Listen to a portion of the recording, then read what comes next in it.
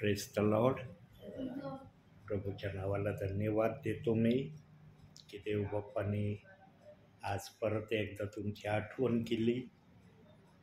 प्रियांनो, मला देवबाप्पाने सांगितल्याशिवाय मी कुठं पाय ठेवणारा सेवक नाही.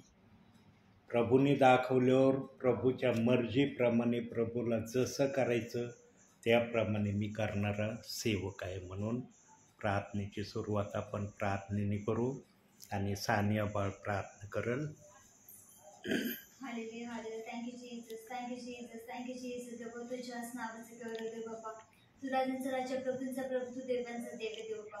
तुझ्या कशा करणार आहे देव, तू आकाश पृथ्वी असे मगाचा परमेश्वर देव, तुझ्याच नावाचे गौरव देव बाप्पा. देव बाप्पा, आज सुद्धा असा दिवस आमच्या आयुष्यात धन्यवाद देतो. थँक्यू जीसस बाप्पा.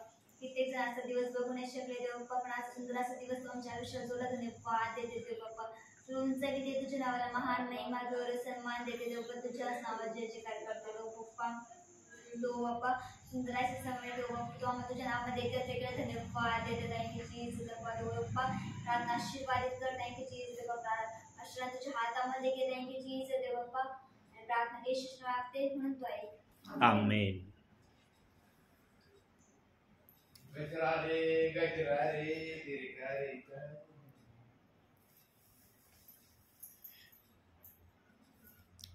प्रियांनो, मनुष्याच्या जीवनामध्ये नेहमी चढ आणि उतार या दोन गोष्टींमध्ये मनुष्याला देवबाप्पाने ठेवलेलं आहे. का बरं? देवबाप्पाने जो एदेन बागेमध्ये आशीर्वाद दिला होता, फलद्रूप व्हा, आशीर्वादित व्हा, पृथ्वी व्यापून टाका, हा जो आशीर्वाद आदाम आणि हव्वा यांना एदेन बागेत दिला होता, तो आशीर्वाद, त्या आशीर्वादामध्ये जी देवबाप्पाची बोलण्याची प्रक्रिया होती, ती प्रक्रिया देवबाप्पाने आजच्या या समयामध्ये तशी का नाही ठेवली?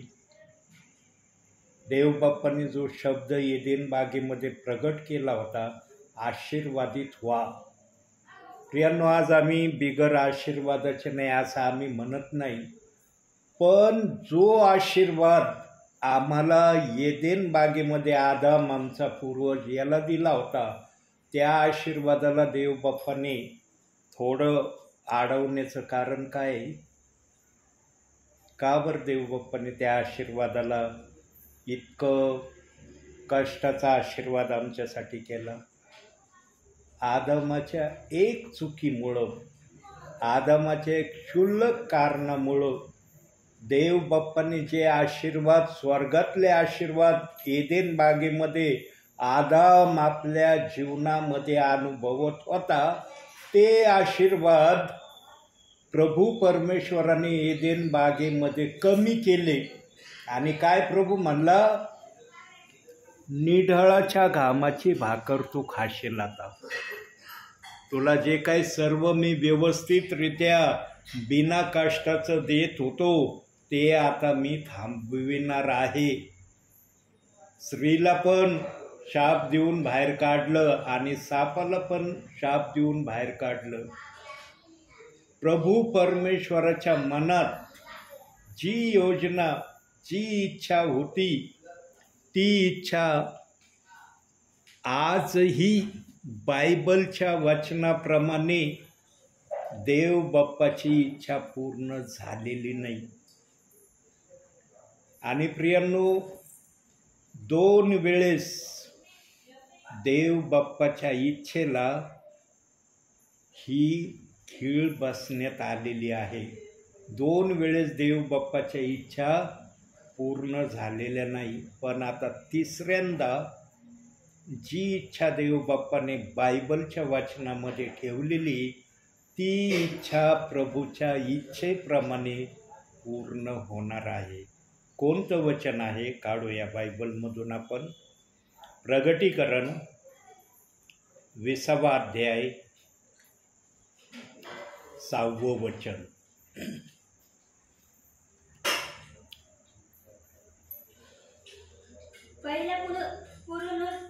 पहिल्या पुनरुत्थानात ज्याला भाग आहे तो धन्य व पवित्र आहे. अशा लोकांवर दुसऱ्या मरणाची सत्ता नाही, तर ते देवाचे व ख्रिस्ताचे याजक होतील आणि त्याचबरोबर 1000 वर्षे राज्य करतील. प्रियांनो, एदेन बागेमध्ये आदामाला जे प्रभू परमेश्वराने 1 दिवसामध्ये तयार केलं होतं, त्या 1 दिवसाला देव बाप्पाने 1000 वर्षाची उपमा दिलेली आहे. 1000 वर्ष आदामाला आणि हव्वेला दोघांनाही तयार करण्यासाठी प्रभूला लागले होते, पण वचनाप्रमाणे तिथं 1 दिवसाची उपमा देण्यात आली आणि 6व्या दिवशी देव बाप्पाने फक्त मनुष्य घडवण्याची प्रक्रिया केली. 6व्या दिवसामध्ये आम्हाला कुठंच असं काही दिसत नाही की प्रभू परमेश्वराने आणखी काही शब्द बोलला आपल्या मुखातून आणि ते अस्तित्वात आलं. फक्त मनुष्याला घडवण्याची प्रक्रिया देव बाप्पाने 6व्या दिवशी केली, ज्याला 1 दिवस हे नाव प्रभू परमेश्वराने दिलं. पाहूया याचा आपण पुरावा. 2 पेत्र 3 अध्याय 8 वचन. 2 पेत्र 3 अध्याय 8 वचन. तरी प्रिय बंधूंनो, ही एक गोष्ट तुम्ही विसरू नका की प्रभूला 1 दिवस 1000 वर्षासारखा व 1000 वर्ष एका दिवसासारखी आहेत. पाहिलं, 1 दिवसामध्ये आदाम हव्वा प्रभू परमेश्वराने एदेन बागेत तयार केली, पण ते 1 दिवसाला देव बाप्पाला किती वर्ष काम करावं लागलं? 1000 वर्ष प्रभूला काम करावं लागलं. आणि प्रभू मनुष्याबरोबर संगती ठेवण्यासाठी पण 1 दिवसासाठी आला होता, म्हणजे 1000 वर्षासाठीच आला होता. पण बघा, त्या दुष्टाने प्रभू परमेश्वराची इच्छा एदेन बागेमध्ये पूर्ण होऊ दिली नाही. बागेमध्ये त्याने गडबडी करायला आला. प्रियांनो, आज आमच्या ख्रिस्ती मनवणाऱ्या प्रियजनांना आदामाने कितव्या वर्षी पाप केलं किंवा आज्ञाभंगाची आज्ञा त्याने केव्हा मोडली, हे सुद्धा आमच्या विश्वासणाऱ्यांना, काही सेवकांना माहीत नाही. कारण देव बाप्पाने आदामाचं पाप किंवा आदामाची आज्ञाभंगाची जी गोष्ट त्याने केली, ती त्याने गुजामध्ये आणि रहस्यामध्ये ठेवलेली आहे. का बरं देव बाप्पाने गुजामध्ये रहस्यामध्ये आदामाच्या पापाला ठेवलं? कारण स्वर्गीचा देव ज्या दिवशी आदामाने परमेश्वराची आज्ञा मोडली, त्या दिवशी प्रभू परमेश्वराच्या भावनेला अतिशय दुःख झालं. परमेश्वराच्या भावना दुखावल्या गेल्या. प्रभू परमेश्वराला पण वाटत नव्हतं की माझ्या प्रतिरूपाचा मी आपल्या हाताने मनुष्य घडविला, तो माझी आज्ञा मोडण्यापर्यंत जाईन. कारण सर्व प्रकारची मोकळीकता आदामाला दिली होती, जी मोकळीकता प्रभू परमेश्वरामध्ये होती. कोणतीच गोष्ट आदामामध्ये देव बाप्पाने अशी ठेवली नव्हती की जी आदामाला करता येत नव्हती. म्हणून या पृथ्वीवर ज्या काही वस्तू आम्ही पाहतो, त्या सर्व वस्तूंचे नाव आदामाने ठेवलेले आहेत. आज कीटकापासून तर हिस्त्रशॉपत प्राण्यापर्यंत सर्व गोष्टींचे नाव आदामाने एदेन बागेत जे ठेवले तेच नाव आजपर्यंत अस्तित्वात आहे. इतकं सामर्थ्य आदामामध्ये असतानाही सैतानाने एदेन बागेमध्ये परमेश्वराची इच्छा भंग करण्यामध्ये तो काही अंशी यशस्वी झाला. बघा, क्षुल्लकसं पाप झालं, क्षुल्लकसं, पण 3 जणांना शाप देऊन त्याने एदेन बागेतून बाहेर काढलं. कारण प्रियांनो, या प्रक्रियेतून आम्हाला बोध आणि इशारा देवबाप काय देत आहे की प्रभू परमेश्वराला पाप करणं मान्य नाही.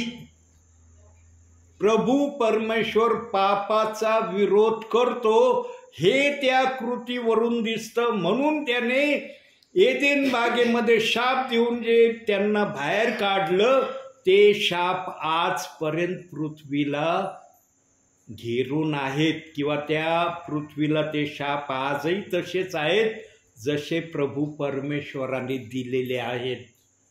प्रियांनो, आता प्रभू येण्याच्या हालचाली प्रत्येक विश्वासणाऱ्याला समजायला लागल्यात आणि प्रत्येक विश्वासणारा आता जागा व्हायला लागलाय की आता आमचा प्रभू निश्चित येणार आहे. काय तयारी केली हो प्रभूच्या येण्यासाठी? तो येणार आहे. त्याच्या स्वागतासाठी काय तयारी तुम्ही करत आहात, किंवा काय तयारी करण्याची इच्छा मनामध्ये ठेवलेली आहे? प्रियांनो, जगिक लग्न असलं ना त्यावेळेस बघा, जो वर असतो त्याला मांडवात येण्या अगोदर त्याचं कशा प्रकारे स्वागत केलं जातं. आता आत्मिक वर आहे आमचा, जो आम्हाला घेऊन जाण्यासाठी येणार आहे. याच्या स्वागतासाठी आम्ही काय तयारी केली, किंवा काय तयारी करण्याची आमच्या मनामध्ये आम्ही इच्छा धरली का? फक्त असं धरून चाललोत आम्ही, हा आमचा प्रभू येशू ख्रिस्त येणार आहे आणि मला घेऊन जाणार आहे, एवढीच इच्छा ठेवली काय आम्ही? प्रियांनो, जो राजांचा राजा, प्रभूंचा प्रभू आम्हाला घेऊन जाण्यासाठी येणार आहे ना, त्याच्यासाठी आम्ही काहीतरी करणं गरजेचं आहे. कोणत्या तरी गोष्टीने आम्ही प्रभूच्या स्वागतासाठी स्वतःला तयार ठेवणं अतिशय महत्त्वाचं आहे. आणि सर्वात बेस्ट तयारी कोणती आहे माहिती आहे प्रियांनो? जी देव बाप्पांनी पहिल्यापासून विश्वासणाऱ्याकडं, सेवकाकडं अपेक्षा केलेली आहे. प्रभू फक्त 3 गोष्टींनी माझ्या स्वागतासाठी तुम्ही तयार राहा ही अपेक्षा करतो. कोणत्या 3 गोष्टी आहेत प्रियांनो? पहिली गोष्ट, आम्ही बायबल वाचन करणारे असलं पाहिजे. दुसरी गोष्ट, आम्ही प्रार्थनाशील जीवन जगणारे असलं पाहिजे. आणि तिसरी गोष्ट, बायबलमध्ये ज्या ज्या वचनांमध्ये देवबाप्पाने जे काय आम्हाला अनुलक्षून करण्यासाठी सांगितलेलं आहे त्या करण्याकडं आम्ही लक्ष देणं गरजेचं आहे. एवढ्या क्षुल्लक 3 गोष्टी देवबाप्पाचा आत्मा आज पृथ्वीवर जेवढे प्रभूच्या नावामध्ये आहेत तेवढ्यांकडं तो अपेक्षा करतो. किती जण आज देवबाप्पाच्या या 3 गोष्टी करण्यामध्ये स्वतःला नम्र ठेवित आहेत? किती जणांना म्हणता येईल की मी खरोखर या गोष्टीमध्ये नम्रतेने चालण्याचा प्रयत्न करत आहे? प्रियांनो, आजच्या वर्तमान काळामध्ये अशी परिस्थिती आहे काही विश्वासणाऱ्यांची की ते 24 तासामध्ये एक अध्याय बायबलचा वाचित नाही. एक अध्याय वाचणं त्यांना 24 तासामध्ये जमत नाही. सर्व गोष्टी करण्यामध्ये त्यांना आनंद होतो, पण जेव्हा बायबल वाचण्याचा विचार मनामध्ये येतो तेव्हा त्यांना बायबल वाचण्याविषयी कंटाळा म्हणा किंवा बायबल न वाचणे या प्रक्रियेमध्ये राहणं त्यांना मान्य होतं. प्रियांनो, बायबल हा आमचा श्वास आहे.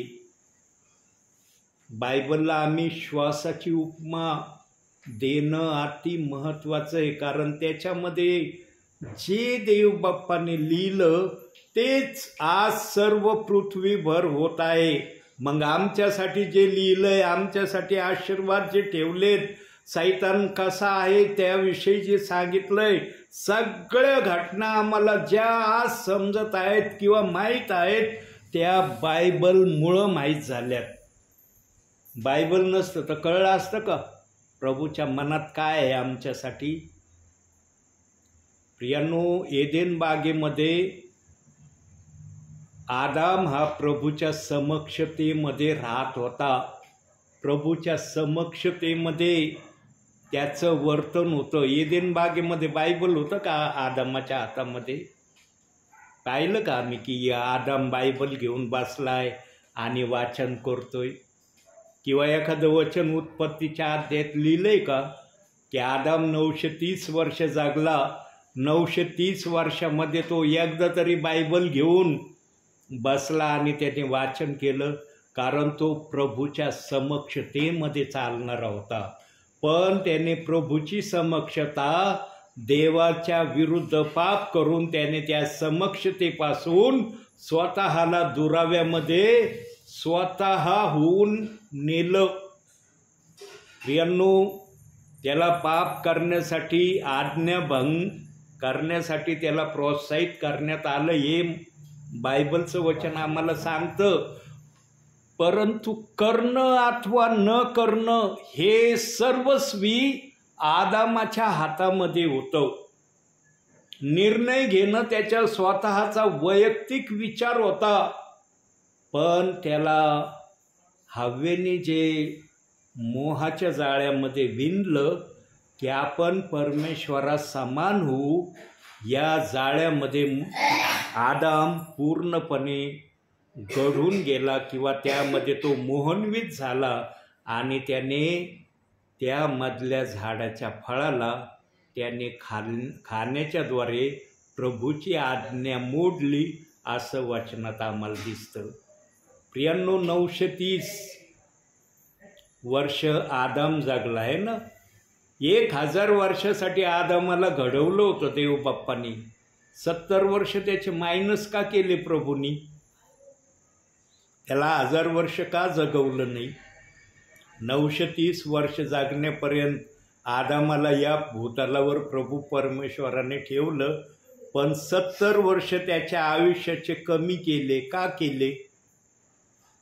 प्रियांनो, ह्या 70व्या वर्षीच त्याने प्रभू परमेश्वराची आज्ञा मोडण्याचं धाडस त्याने केलं, म्हणून त्याचे 70 वर्ष देव बाप्पाने कमी केले. आता जरा याला पुराव्याने आपण बघू. एक वचन काढूया आपण, पुन्हा एकदा काढूया. 2 पेत्र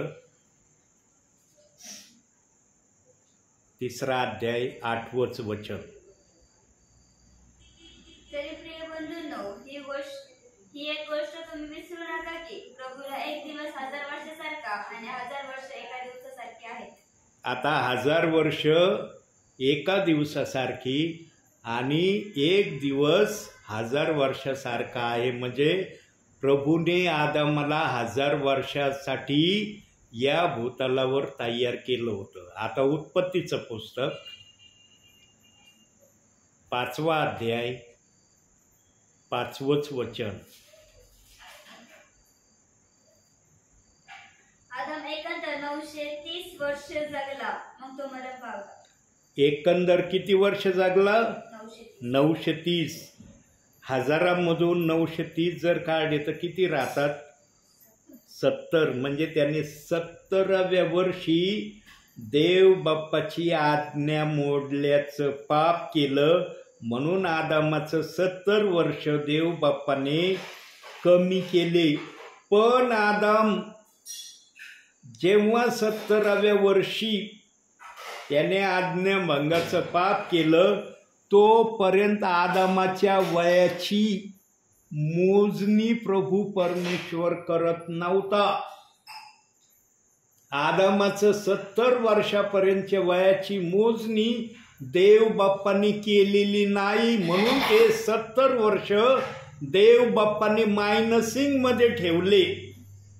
या 70व्या वर्षी आदामाने प्रभूची इच्छा भंग केली, म्हणून ते 70 वर्ष मोजण्यात आले नाही.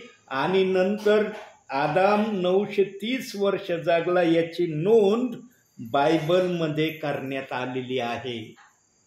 प्रियांनो, देवाला बायबलमध्ये ज्या पण गोष्टी देवाला मान्य होत्या त्या आदामाने जोपर्यंत केल्या तोपर्यंत त्याची नोंद प्रभूंनी केलेली नाही.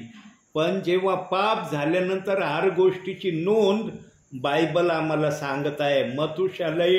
मथुशयल याच्या वयाची देखील नोंद आम्हाला बायबल सांगत आहे. सर्वात जास्त वर्ष मथुशयल हा या भूतलावर जगला असं देवबाप आम्हाला सांगतो. का बरं देवबाप्पाने मनुष्याला घडवलं आणि त्याच्या वयाची नोंद 70 वर्ष त्याने मायनसिंगमध्ये ठेवले? कारण देव बाप्पाला मनुष्याकडून ज्याची अपेक्षा नव्हती ती गोष्ट त्या ठिकाणी आदामाने केली, म्हणून त्याचे 70 वर्ष लेस केले. आणखी एक वचनाकडे जाऊ. 1 कोरिंथियर 9वा अध्याय 24वे वचन.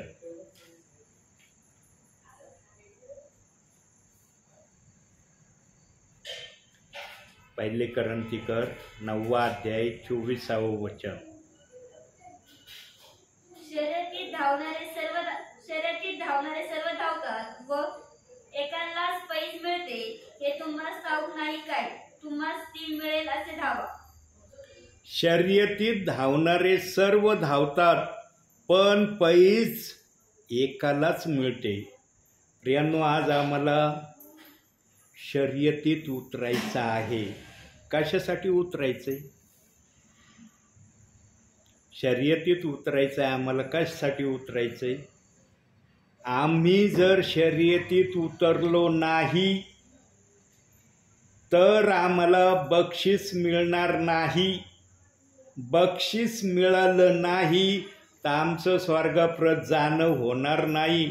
म्हणून आम्हाला शर्यतीत उतरायला देव बाप्पाने वचनाप्रमाणे सांगितलेलं आहे. किती जण आज शर्यतीत उतरलेत? किती जण म्हणू शकतात की मी शर्यतीत उतरलोय आणि शर्यतीत मी धावत आहे प्रभूच्या इच्छेप्रमाणे? प्रियांनो, पवित्र आत्म्याशिवाय आम्ही शर्यतीत उतरू शकत नाही. पवित्र आत्मा दाखविल त्या गोष्टी केल्याशिवाय आम्ही प्रभूला संतोषविणारे आहोत हे प्रमाणित होऊ शकत नाही. म्हणून अंतिम समयामध्ये आम्ही प्रभूच्या इच्छेप्रमाणे चालत आहोत. प्रभूची इच्छा आमच्याकडून पूर्ण होत आहे असं जर आम्हाला वाटत नसेल तर आजचा समय देवबाप्पाने आमच्यासाठी दिलेला आहे की या समयामध्ये आम्ही प्रभूसमोर स्वतःला रिक्त करून प्रभूच्या इच्छेप्रमाणे राहिलेलं आमचं आयुष्य प्रभूच्या मार्गामध्ये चालण्यासाठी सिद्ध करण्याचा आपण प्रयत्न करू. म्हणून आजच्या छोट्याशा वचनातून देवबाप तुम्हाला आणि मला भरपूर आणि भरपूर आशीर्वाद देऊ. आमेन. डोळे बंद करा.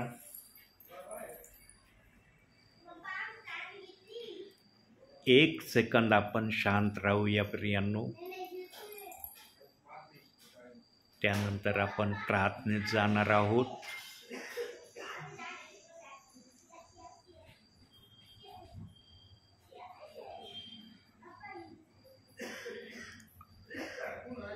धन्यवाद के साथ स्तुति गाऊंगा हे यीशु मेरे खुदा, उपकार है तेरे बेशुमार, कोटि कोटि स्तुति धन्यवाद. धन्यवाद के साथ स्तुति गाऊंगा हे यीशु मेरे खुदा, उपकार है तेरे बेशुमार, कोटि कोटि स्तुति धन्यवाद. योग्यता से बढ़ के दिया है अपनी दया से तूने मुझे, योग्यता से बढ़ के दिया है अपनी दया से तूने मुझे, मांगने से ज्यादा मिला मुझे, आभारी हूँ प्रभु मैं. मांगने से ज्यादा मिला मुझे, आभारी हूँ प्रभु मैं. धन्यवाद के साथ स्तुति गाऊंगा हे यीशु मेरे खुदा, उपकार है तेरे बेशुमार, कोटि कोटि स्तुति धन्यवाद. कोटि कोटि स्तुति धन्यवाद. कोटि कोटि स्तुति धन्यवाद. होय माझ्या बापा, तुझ्या नावाला आम्ही धन्यवाद देतो. तुझ्या नावाला आम्ही उंचावतो माझ्या बापा. इतके उपकार तू आमच्यावर केलेले आहेत माझ्या बापा, की तू काही केलेल्या उपकारांची आम्हाला आठवणही आज राहिलेली नाही, किंवा आमच्या स्मरणामध्ये पण ते उपकार कदाचित राहिले नसतील. पण स्वर्गीच्या देवा, तू आजही आपल्या विश्वासणाऱ्यांसाठी, आपल्या सेवकांसाठी उपकारच करत आहे माझ्या बापा. तुझ्या या सर्व कृत्यांसाठी आम्ही तुला धन्यवाद देतो माझ्या बापा. तुला उंचावितो माझ्या बापा. तुला स्तवितो माझ्या बापा. आभार प्रदर्शनाचा, उपकार स्तुतीचा आम्ही यज्ञ तुला अर्पण करतो माझ्या बापा. स्वर्गीच्या देवा, खूप दिवसानंतर आज साळवे परिवाराची तू आठवण केली माझ्या बापा.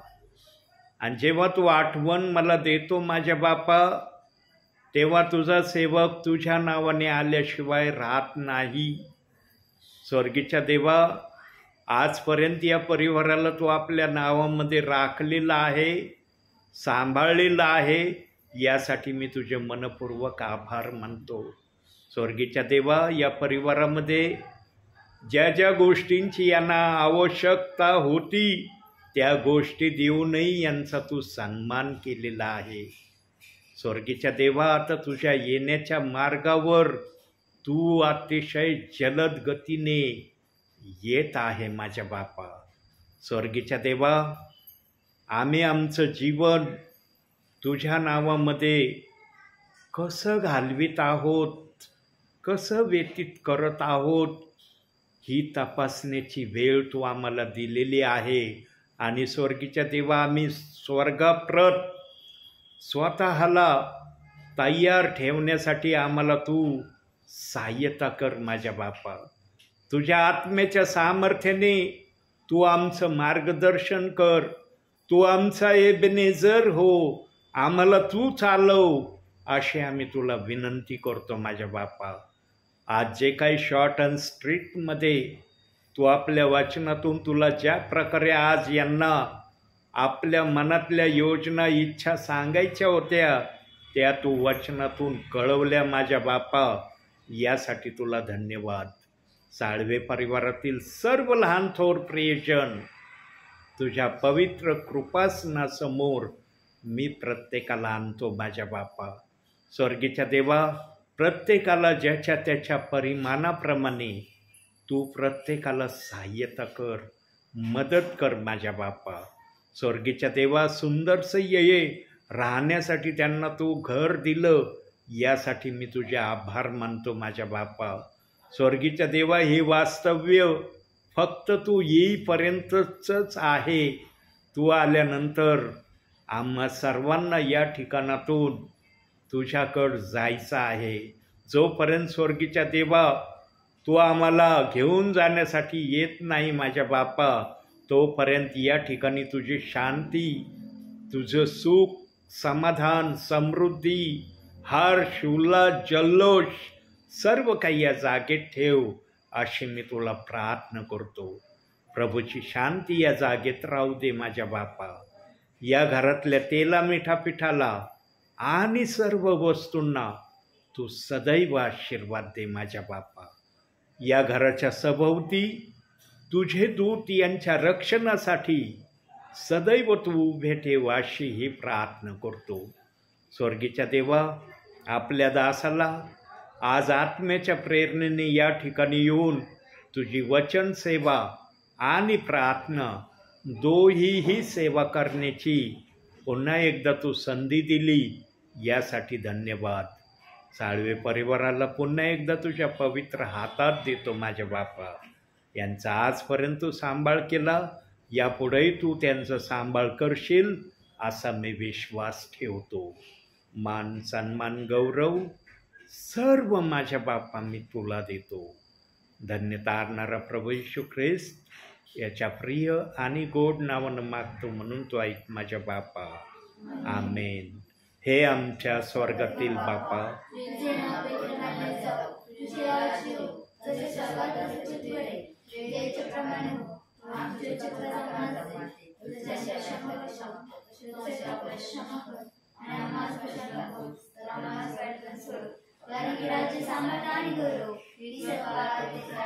आमेन. प्रभु येशू रक्त की जय. आमेन.